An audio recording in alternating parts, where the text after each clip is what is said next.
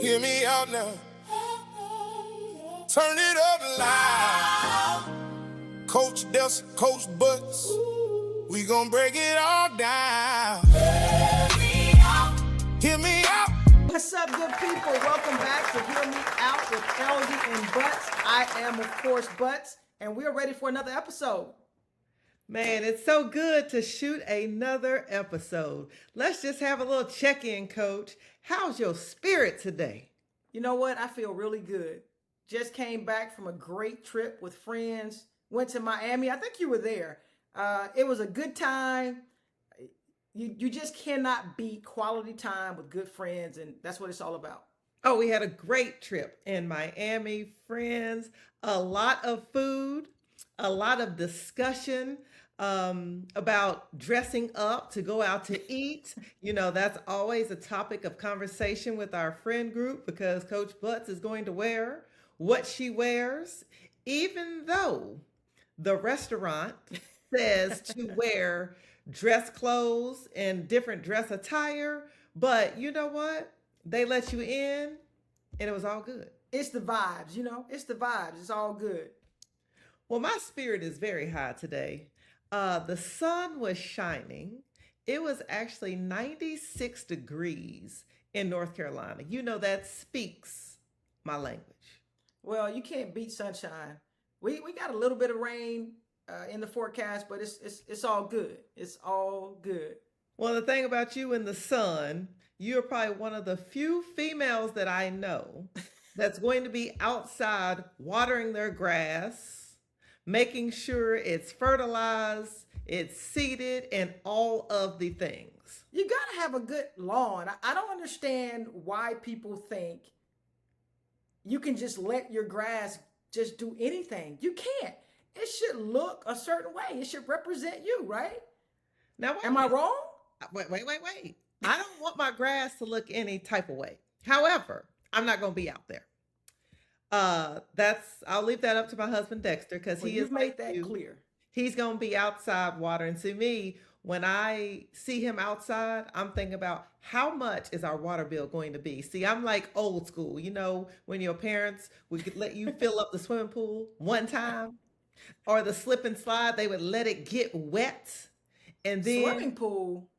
Yeah, swimming pool. We had the hose, right? You got wet with the water hose and you kind of ran through the water hose. No, we ran through the water hose. Now, Coach, we did have a little kiddie pool. You know, the plastic one when you jump in, your foot would go through the side. But my mom would only let us fill it up one time. Oh my gosh. The water would be brown, leaves in it, whatever. But you got one time. And then she bought a slip and slide, which I thought was fantastic. But she would only let us get it wet for like 2 minutes. The memories. Oh, the memories. Oh, the memories. Finishing our check-in for today. What's something only women our age would understand? Not being able to go to sleep at 3 a.m. in the morning or 4 a.m. That is part of perimenopause, which we can dive into at another time. But staying awake, that's part of perimenopause. But I also read something about ADHD, which I have, that people with ADHD do not sleep at night. So maybe you should get checked as well. But people, they don't sleep at night because their brain actually turns on around 8 o'clock p.m. until 3. And that's when you're the most productive because of the dopamine. So I learned something. Maybe that's why I'm the most productive at night. I don't know. I mean, a lot of time for me is, you know, I'm hitting this scroll number on Instagram or Facebook, and you just kind of go down a rabbit hole. Well, or watching movies, right? Series, movies, social media. Yeah, you're one of the only few people that I know that will stay up and watch a whole series. Oh, on Netflix. You gotta binge it. You have binge watches though until 2 and 3 in the morning. Besides you, hear me out, guests and followers. Do you binge watch a show to 2 and 3 in the morning? Absolutely. If anybody's like Coach Butts, let us know. I'm not saying once I'm tired of watching, I'm turning it off. All right, we have some deep conversations to dive into today, Coach. Okay, we're at that great age of how old, Coach? 48 for me. I'm 48 and I'm a proud 48, right? Because listen, the way I see it, you're either getting older and you're still here with us, or you stop, right? And you know what that means. And so I celebrate my age. I'm not one of the women that don't want to tell their age. I'm 48. I'm proud of it. Can't wait to see 49 and 50 and 51 and so on and so forth. Okay, so we're that 47, 48. Got it. Boom. Okay, so think about this. This is some really powerful stuff as we're aging. What did your 20-year-old you think life would look like? Oh, wow. Let's jump in right to it. That's getting somewhere right there now. You know, crazy thing is at 20, I thought I would be coaching or either an FBI agent, to be honest with you. Because at that age, I was still in college. And somewhere in between there, a family therapist or a clinical social worker was my goal before coaching was. So my life has kind of lined up with kind of where I thought I would be, so to speak. So I feel like it's going the way I thought it would. Okay. Well, my 20-year-old self, I mean, that is a long time ago when you think about it. That's almost a lifetime ago. But anyway, I thought, well, I was one of those people that had their life all planned out, right? At Total opposite. 25, I thought I was going to be married. At 27, I thought I was going to have my first kid. 29, I was going to have my second kid. By 30, I was going to have the house and the white picket fence. And I ended up getting all of those things. But it did not happen in the fashion or in the time frame that I had set myself up for. So I do think that's things that women do, that you're setting yourself up for failure. Because I would tell my younger self, do not make any plans like that because they're probably not going to happen. Okay, one. But I do think my life looks like what I thought it would. Blessed beyond what I deserve. So thankful and give God all the glory. But I didn't know that I would be in coaching. I thought I was going to work at the wide world of sports at Disney. Live in Really? Orlando. I still wanted to be around basketball, but not playing, not necessarily coaching, but still around it. So why not go to the happiest place on earth at Disney, be in the sunshine? And then I thought I would spend the rest of my time being a sports psychologist or some type of therapist. But now in the 40s, I do all those things in coaching. So it's all worked out. That's interesting. Disney, Disney. I'm not sure I knew that about you. I think everybody pretty much knew about me and either the therapist or the cop or FBI agent of some sort. But I think that's really interesting. And when you ask the question, what did your 20-year-old self, what do you think you would be doing? I'm going to follow that up with, in thinking about that, you had a timeline, right? And so you wanted to do all of these things by a certain time. What effect do you think that has played in your life? The fact that it didn't happen the way you planned. We are so opposite in that We are very because opposite I of that. tend to not have a timeline. I think that's so much pressure on, got to do things by a certain. I was never that type of person. And I think it's helped me in my life, but I do know people who have these arbitrary goals, and whether they're, pressure from family, friends, or just they want things to appear and to be a certain way because I've written this down, right? I wrote this out. What effect did you not reaching some of those milestones at the time you wanted to reach them have, what effect did it have on your life? Well, I don't know that it was for family or friends. I just think I had a vision of how I thought life was going to play out. And at that age, you think you have it all figured out, which now at 47, I realized I had nothing figured out. But I remember distinctly my 25th birthday. I remember where I was. I was at Western Kentucky. It was my first coaching job after I left Virginia Tech as the administrative assistant. And I remember that was the worst birthday ever. I spent it all day. I remember sobbing all day long. It was like an emotional letdown that I was 25, that I was not engaged. And if I was not engaged, Wow. You can't get married. If I was not married, you can't have any kids, because that had been on my list. And I just thought it was going to happen. And then when I didn't, I remember it was like the biggest letdown, because 25, I felt like even though I had a job and healthy and all those things, it was like, you're not a teenager. It was kind of that in between of still trying to figure out who I was and letting go of who I thought I should be at that time. Okay. And to follow that up, because there are people who are going to be watching this podcast, there are people who are going to be listening to this podcast, knowing what you know now, and you've had tons of life experience, right? And by no means am I framing this that this is some type of self-help or anything like that, but it sounds like that's what you might be doing. To the young people or person, male or female, who views life through that type of a lens, what kind of advice, if you will, would you give them?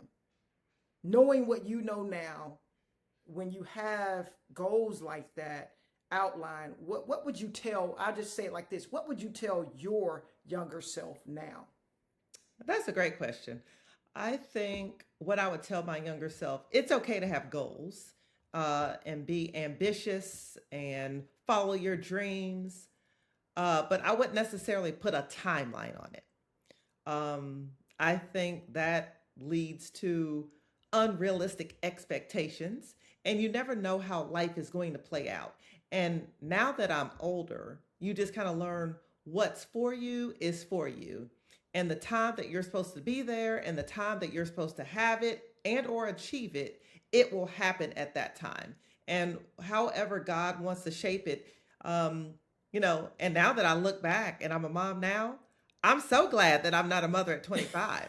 And not saying that there's anything wrong with it, Right. But the life where I was emotionally, in every aspect of my life, I wasn't ready to be a mother at 25. So maybe that was God showing me, wait a little longer. I just waited a lot longer than what I thought, but it all worked out. That's awesome. That's interesting. I always thought that was interesting. People who kind of view things through that lens, because I was so different. I was so opposite of that. And it's a real issue for a lot of people. It is. So hear me out, viewers who had kind of already planned out their life, male, female, and now if you are in the 40 and over club, what would you tell your younger self? Yeah, this is very fascinating. As we continue to live and learn, as my grandma would say, live a little bit. Keep a living. Keep a living. All right. So now that we're on this age thing, because this is a big thing, you just think so differently. And we are approaching that 50. Woo! It's coming. It's not even like in the distance. We are kicking the door in. We are kicking the door down. But I just feel so much more empowered now. Yeah. What do you think at this age is the most important thing to you now? Time. I've been on that kick for quite some time, and it is the time that we get. I mean, let's face it. I've had this conversation with plenty of people, friends, family, and the like. But at 48, I mean, to be honest, a lot of us at this age have lived longer than we have left to live. And I know that's kind of morbid, but That's the truth. that's the truth. And so the time that you get now is so important. What you do with your family, what you do with your friends, how you spend it, right? Yeah. Who you spend it with. That's important to me. And I like people. I know we kind of see differently on this. I think you like people. I love people. I engage people a little bit more than you do from a stranger point of view. That Let's is just correct. say I am always going to be socially interacting with people and trying to engage because I feel like that's what gives me kind of that enriches my it brightens my spirit. It's good for your soul. I just think every interaction positive that we can have with human beings, I think shapes our life and makes our world better. And I'm always constantly trying to do that to feed into other people, but also feed into me. Because I think it's important and I want the time that I have left to be fulfilling. Absolutely. I know. It's hard to think because when you were younger, think about it. I was watching a reel on social media and they were asking, they might have been college age or high school, like, what do they think is old? And they were like 25 or 30. And when I think about it, growing up, I thought 30 was like ancient. Right. And now that we are knocking on 50, I'm like, we're still young. I still feel vibrant. I still have a lot to offer and to live in this life. But we are getting older. I would agree with you on time. I know you hate when I use the word intentional. I think it's a little overused, but I get it. It makes complete sense. Yes, it might be overused, but I try to focus on the word intentional. Spending time with friends, spending time with family. And you would be so proud. Forgot to actually tell you this. I was flying a couple weeks ago. I sat down next to a young gentleman at the airport and I struck up a conversation, which I Wow. am capable of doing. I don't do all the time, but I am capable of doing. And he had on a Krispy Kreme shirt. That's what caught my attention initially. Interesting. And so asked him, I was like, you work at Krispy Kreme. I love to go to Krispy Kreme when the hot sign's on. And he was from North Carolina and he was flying back from a professional development. He was going to open up his own store. Okay. And he taught me something interesting. We started talking about businesses and franchising, and he wants to franchise his own. But he was like, different Krispy Kremes turn on the hot sign at different times and different amounts depending on the location. Did you know that, Coach? I did not know that because I have not been to Krispy Kreme since high school. That was when Krispy Kreme used to be the deal. Used to be a part of the fundraiser and you have to pay for them in advance. I'm from a small high school, guys. And you only got them like delivered on a Friday or something. That's when they were like, the size was really good. Now they're a little bit thinner, I think, way sweeter. And so Krispy Kreme is your thing. There's nothing wrong with Krispy Kreme. So if we have any fans of Krispy Kreme that are listening or watching, I don't have anything against you. Or You Krispy just don't Kreme. like too sweet. That's the bottom line. But I love Krispy Kreme. Who enjoys Krispy Kreme? Hear me out, listeners. When the hot sign is on, or does that matter? Because I go both, but I enjoy it more when the hot sign's on. So as we continue our last question about age, what do you think matters less to you now? Oh, wow. Wow. What matters? What people think. Ooh, that's a good one, Coach. What people think. I think in general, we've talked about this on this podcast before, but I think as a matter of just being a human being, I think we all, even if people say, I don't really care about what people think, I think on a surface level, I think we all care about what people think of them because no one wants to be viewed in a negative way. However, I think far less about it beyond the surface level point anymore. Yeah. And I think that's important to for people in general, but definitely for me, because I'm only speaking about me, to live the most freeing life I can possibly live with the time I have left to live. I cannot be consumed by what other folks are thinking about what I have on, what I'm doing, how I'm doing it, all of those things that we as people consume ourselves with at night. And to be honest with you, most people are not spending their time thinking about you or No. us. They're worried about a lot of different things, Yeah. but I think we can kind of get wrapped up in our own heads that way and start to do that. So I think a whole lot less about what people think of me. That's a good one, Coach. I can resonate with that. I think for me is I think my younger self was like, I want to prove something to everybody. I want to prove this to that I can do this or I can do that.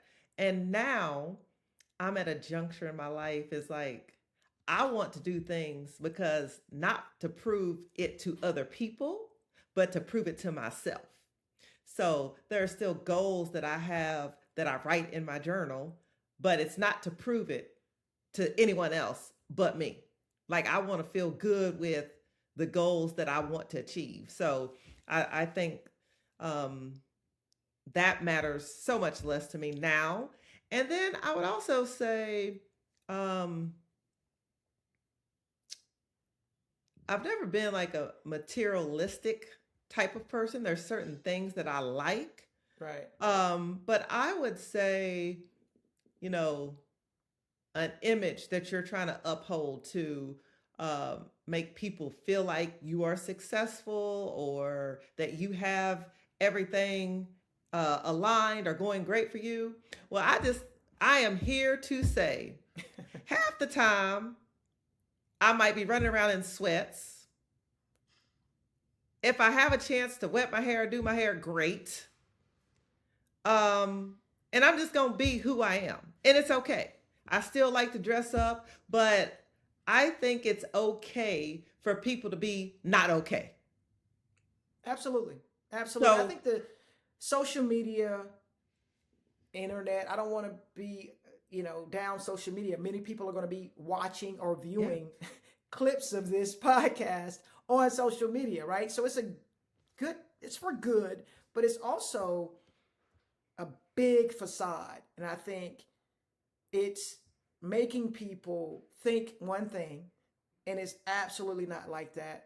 And AI is as much as it'll be good for us, it's certainly going to have some downsides because it's becoming even harder to determine what's real and what's not yeah, real. And sometimes because the way we think, we can see things and have a completely different view of how they really are. And people put that out there because they care about what people think about them yeah. so much. And they want to present a certain way. They want to have a certain image. And when you're doing that, I think it can be harmful in a lot of ways. Absolutely. Well, I feel I'm more compelled to the women or young men that I see on social media. Uh, that is using true transparency. Because like in a day, if you are a parent, I probably forgot a lunch. I was probably racing out the house, and my son and I had on one shoe. I forgot a water bottle. I had a total meltdown in the morning before I got to work. Had a great day at work. I might have had a meltdown about something else. So I think real life. Absolutely. I think people can appreciate that. That I wanted to clean my house like I wanted it to be clean before I left. But baby, that didn't happen. And that's okay too. And I think showing people that you can struggle, I think that's real. 100% agree with you. All right. So, for all of our listeners, as you are aging, tell us something that you have learned. Give us something inspirational, or what's something that has set you back, but now you're more resilient and it shaped you into the person that you want to be. As we transition into one of our favorite segments, 94 feet, if you know, you know, we're going to bring that heat with our questions for our 94 feet. I'm going to put Coach Butts on the hot seat. Here we go. For a couple of questions. Who were some of your funniest teammates and why? Oh my goodness. Some stories I can absolutely not share. And I can't even tell you why they were funny. But Shamiqua Holesclaw was funny, but was not trying to be funny at all. Unintentional. So Holesclaw was pretty funny.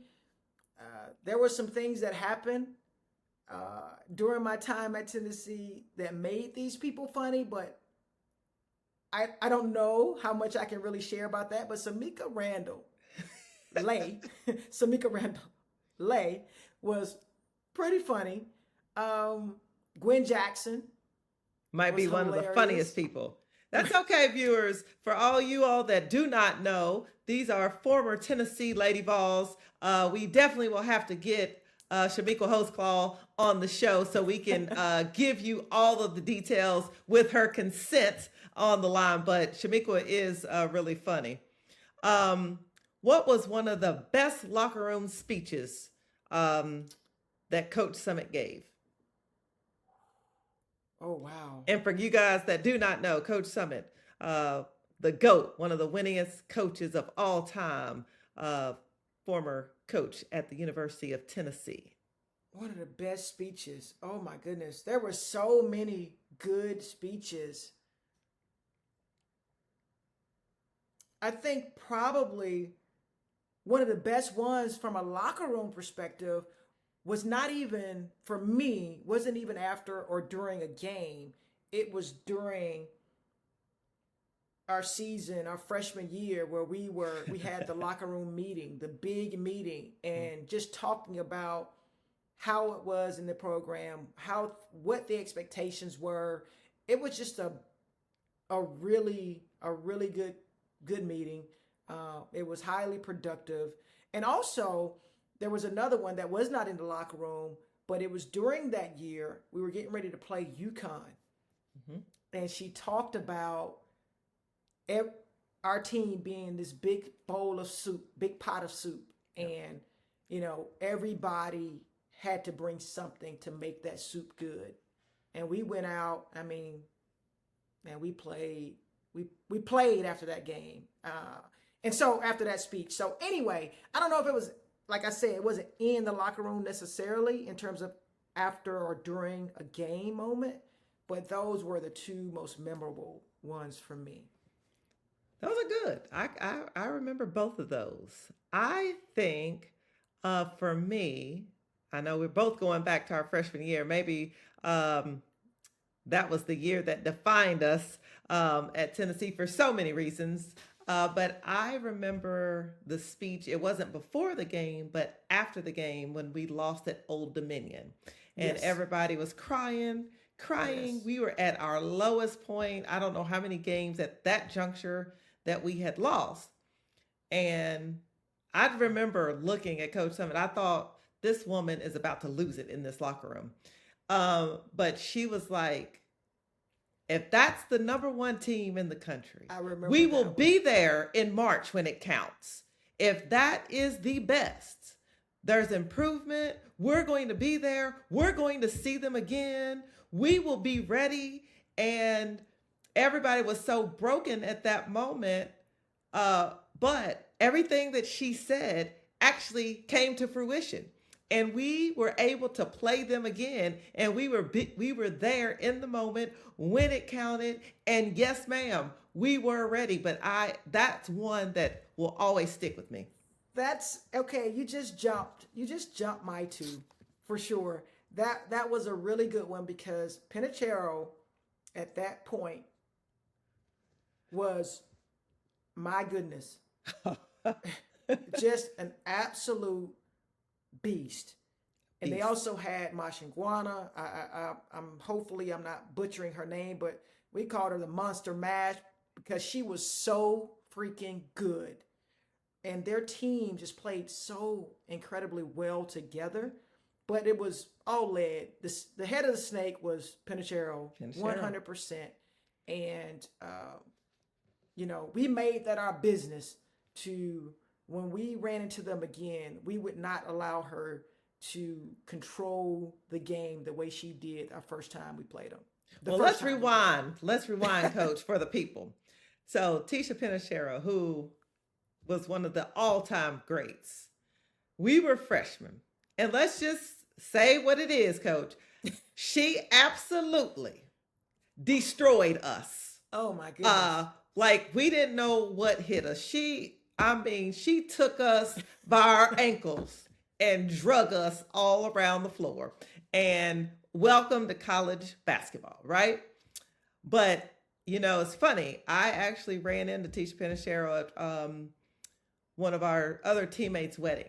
And she said to me when I walked up to her at the reception, she said, I still have nightmares when I see you all. And I just gave her the biggest hug. And I told her, well, don't worry. We still have nightmares for what you did to us the first time. But I think that's something that Coach Summitt did so well. Like, even though things were going astray, she was tough on us, which we needed, but she also gave us a boost of confidence. Like, we will get there. We will continue to grow. And I thought, out of all the things that she did so well, I thought that was one of them. I would agree. All right. That's our 94 feet of questions.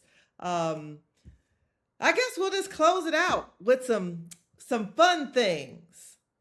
When you think about hairstyles, because I was thinking about us in college as I actually found some college pictures last week as I was cleaning out the attic. What was the worst hairstyle era that you can think of?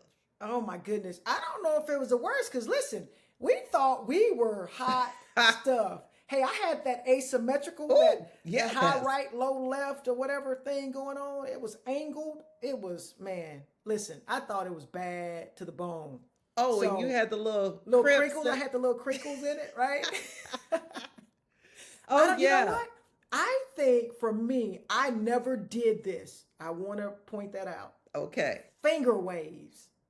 I was never a really big fan of the finger waves where people would, and I think it was because not the fresh finger waves. It was the old, when they would get old and people still had them, they were kind of matted to their head and they looked crunchy and crispy. It was bad. So finger waves, and I never had a curl. But wait, let's get to it. Let's get to it. Now, hear me out. This is to the fault of Cheryl Elzy. I don't know why she thought it would be a great idea when I was maybe 7-ish to give me a jerry curl. You had that curl. I remember those pictures. I had a curl. And she would put the activator on it. It would be dripping down my neck when I went to when I went to school. And she and we were talking about this not too long ago. I was like, why would you give me a curl? And she was like, oh, they were in style.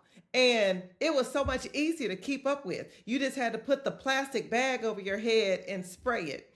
And the funny thing is, my mom just bought activator. I kid you not. For who? Who is your mother buying activator for? She bought activator. She told me to spray it in Jackson. For you guys that do not know, Jackson is my 9-year-old son. He has curly hair.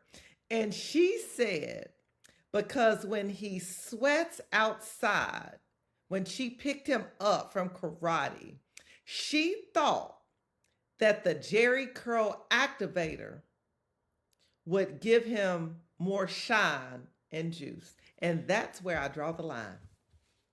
As you should.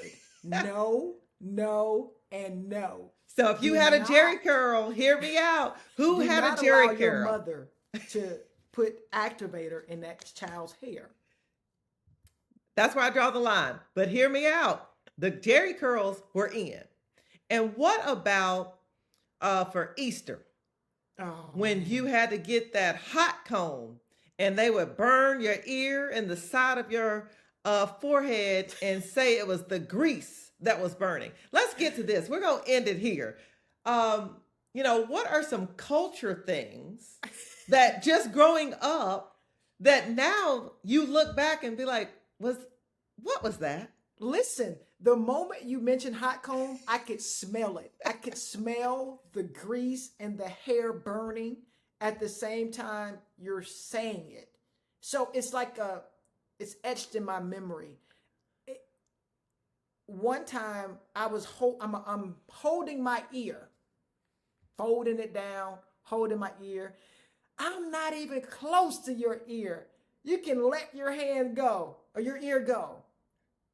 I let my ear go. And I'm jumping around like, Mom, you burned me. It is so bad. That whole hot comb blue magic era, right? That whole blue magic.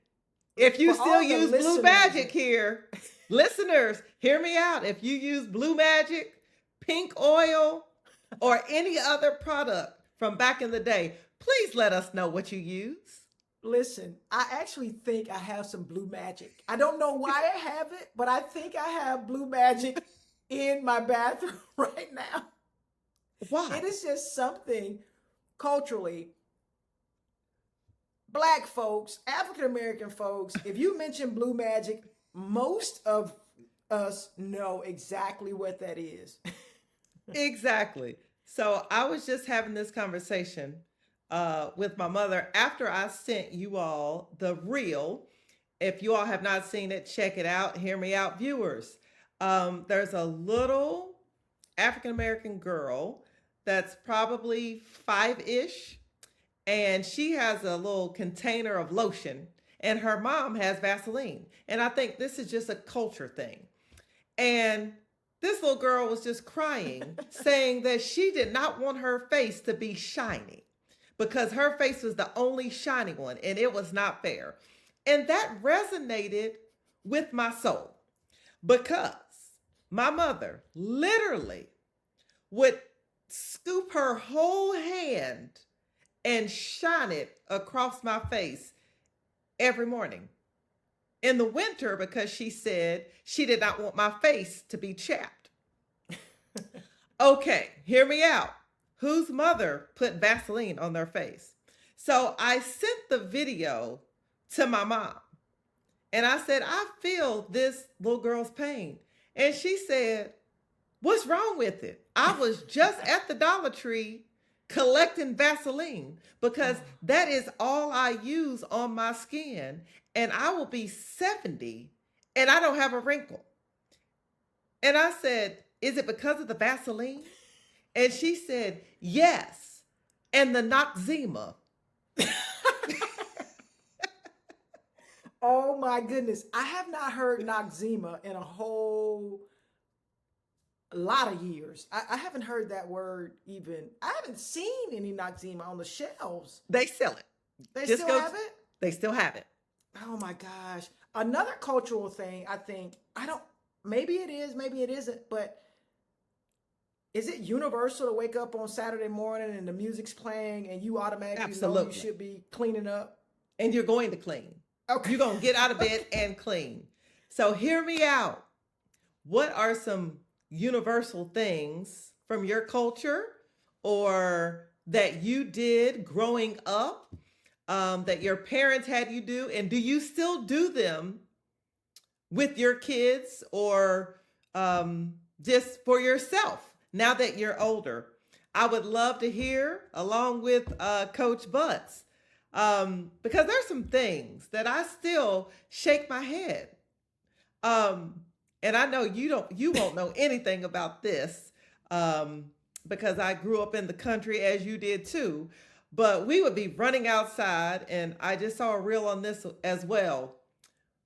And you would come in, and your grandparents or your aunties would be like, "You smell like outside." Outside. That's And I would say, growing up, "What does that smell like?" And my auntie would be like, "You." And outside. it's so funny because now that I'm a mother, and when he comes in, I was like, "Ooh, get in the tub. You smell like outside." So there are some things that you still keep. Oh my goodness. That's wild. But when you think about your childhood, how you were raised does shape in a lot of facets who you become when you're older. You know what? No matter how much and how hard we try, sometimes the characteristics and the traits that our parents had, that the ones that we may not have liked, right? And you're like, "I'm never going to do this, and I don't do this. I won't do my."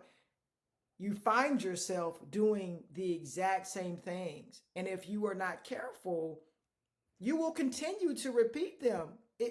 If you cannot see that it's the same. Some people are in denial. They're like, I'm not like this and I don't do this. I'm like, yeah, you do. Well, I hate to say it. In a lot of areas, I am like my mother. So we would be running late and I was smelling like the outside along with my cousins. And she would line us up. I kid you not, she would line us up and Febreze us down. She literally would Febreze us down. For all of the folks who are watching, you can see my reaction. For the listeners, for a second, it took my breath away, and I still don't have much because your mother actually took Febreze spray. Yes. She would and sprayed you down. Yes. Okay. It is so funny because she would line us up and Febreze us down, and she'd be like, "That's good enough." She would wipe her face, but she would line us up and Febreze us down. So it's so funny. Now, even to this day, I love smell goods. Anyway, I'm going to have all body sprays. But even to this day, in my toiletry backpack, I have a bottle of Febreze. And if I feel like I am smelling like outside before I go into any venue, I'm going to spray the Febreze because at least I'm going to smell fresh. So hear me out. I know I'm not the only one. If your parents have ever Febrezed you, let us know. I don't think there are many of you guys out there, but I mean, to Febreze yourself while you're actually still in the clothing, I don't think people are doing that. Well, maybe it only happens in LaGrange, Kentucky.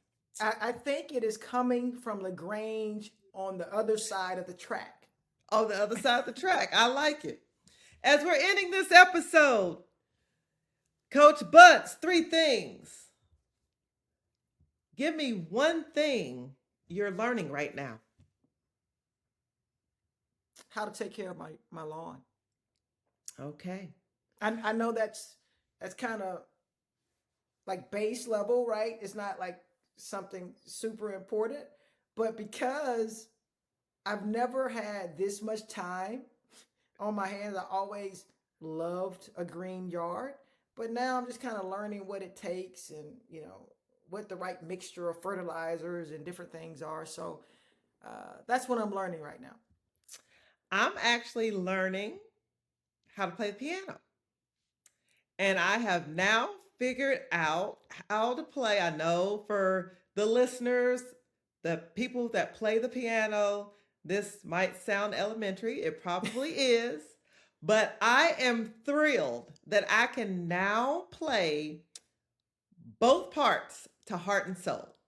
Did you ever watch the show Big? I've seen Big, but I don't really remember the movie like that. Disappointing. So, viewers and listeners, if you know Big and they play Heart and Soul on the big keyboard, I finally learned how to play it. I'm so proud of myself. So, I've learned how to do that. What's one thing you're releasing? Oh, wow. My releasing. That's an interesting question. I've released so much stuff. I don't have much left to release. So many things.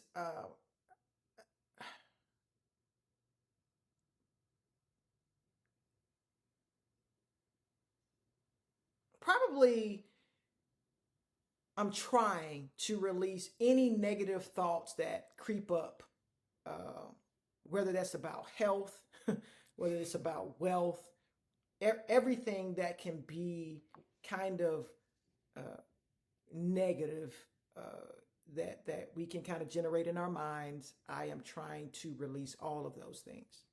Oh, so you're not looking up WebMed? Yeah, I have gotten off of Yeah. the WebMDs and the different things like that. I'm trying to release that.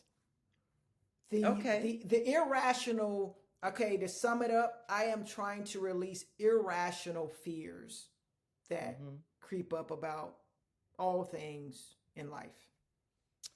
Okay. That's a good one. I think I'm releasing the things that I cannot control. I'm only trying to control the things that I can control and let the other ones go. I think that has really freed my mind. That's awesome. Less stress, less headaches, and more energy. Okay. Last, what's one thing that you're grateful for? Oh my gosh. I'm grateful for you. I know that's one thing, but I'm just grateful for my community, my network, the people that are in my life. They hold me down, they fuel me, all of those things. So I'm grateful to still be around. I'm grateful for my life, for the air we breathe, for the people that enter my life each and every day. I would say the same. I'm grateful for life, friends, family, just trying to cherish every moment. Because tomorrow's not promised. People are going away from here left and right. So just blessed to still be here, still be healthy and able to live the life that God has ordained for me. So I'm grateful for it all. But thank you all for joining us for another episode of Hear Me Out. Please show us some love. Subscribe, listen, like, all of the things. And we want to know those comments. Let us know. Hit us up. Hear me out. Hear me out. Ooh, real talk, we don't play around. Hit that play. Let the truth come out. Stay tuned in, stay tuned.